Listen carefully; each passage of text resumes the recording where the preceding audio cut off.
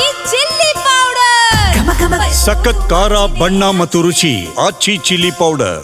ಕಾಂಗ್ರೆಸ್ನಲ್ಲಿ ಕುರ್ಚಿ ಫೈಟ್ ಅನ್ನೋದು ಶುರುವಾಗಿ ಬಹಳಷ್ಟು ಸಮಯನೇ ಕಳೆದು ಹೋಗಿದೆ. ಇದರ ನಡುವೆ ಡಿನ್ನರ್ ಪಾಲಿಟಿಕ್ಸು ಮತ್ತೆ ಒಂದು ನಾಯಕರನ್ನ ಮತ್ತೊಬ್ಬ ನಾಯಕ ಹೋಗಿ ಮೀಟ್ ಮಾಡುವಂಥದ್ದು ಎಲ್ಲವೂ ಕೂಡ ಕಾಮನ್ ಆಗಿದೆ. ಮೀಟಿಂಗ್ ಪಾಲಿಟಿಕ್ಸ್ನಲ್ಲಿ ಈಗ ಯಾರು ಮೀಟ್ ಆಗಿರೋದು?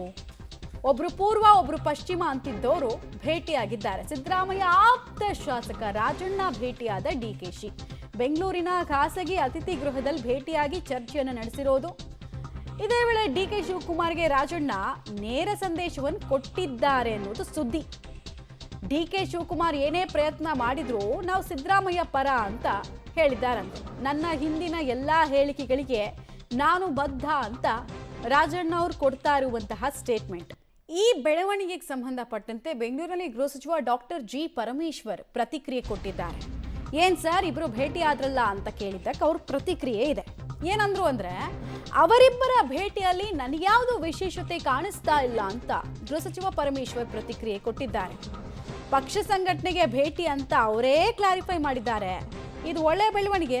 ನಾವೆಲ್ಲ ಪಕ್ಷದ ಸಿದ್ಧಾಂತಕ್ಕೆ ಬದ್ಧ. ನಾವು ಡಿಕೆಶಿ ಅವರನ್ನ ನಿತ್ಯ ಭೇಟಿ ಮಾಡ್ತಾನೆ ಇದ್ದೀವಿ. ಇದು ಬೆಂಗಳೂರಿನಲ್ಲಿ ಗೃಹ ಸಚಿವ ಪರಮೇಶ್ವರ್ ಕೊಟ್ಟಂತಹ ಸ್ಟೇಟ್ಮೆಂಟ್.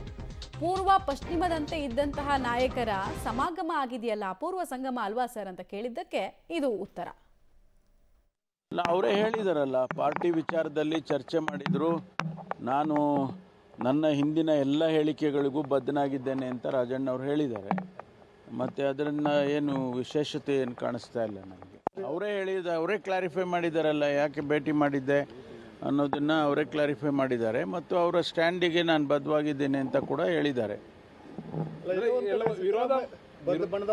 ಭೇಟಿ ಮಾಡ್ತಾರೆ. ಸತೀಶ್ ಜಾರಕಿಹೊಳಿ ಆಗ್ಬೋದು. ನೋಡಿ, ಪಕ್ಷದ ಅಧ್ಯಕ್ಷರಿದ್ದಾರೆ ಅವರು. ನಮ್ಮ ಡೆಪ್ಟಿ CM ಅವರು ಪಕ್ಷದ ಅಧ್ಯಕ್ಷರು ಕೂಡ ಇದ್ದಾರೆ. ಪಕ್ಷ ಸಂಘಟನೆಗೆ ಎಲ್ಲರನ್ನು ಕರೆದು ಮಾತನಾಡ್ತಿದ್ದಾರೆ. ಅದು ಒಂದು ಒಳ್ಳೆಯ ಬೆಳವಣಿಗೆ. ಸೊ ಹಾಗಾಗಿ ಅವರು ರಾಜಣ್ಣವ್ರ ಹತ್ರನೂ ಮಾತಾಡಿದ್ದಾರೆ. ಅವರೇ ಹೇಳಿದಾರಲ್ಲ, ಈ ಹಿಮ್ಸೆಲ್ಫ್ ಎಸ್ ಕ್ಲಾರಿಫೈಡ್. ಭೇಟಿ ಮಾಡ್ತಿಲ್ಲ ಅಂತ ಸರ್.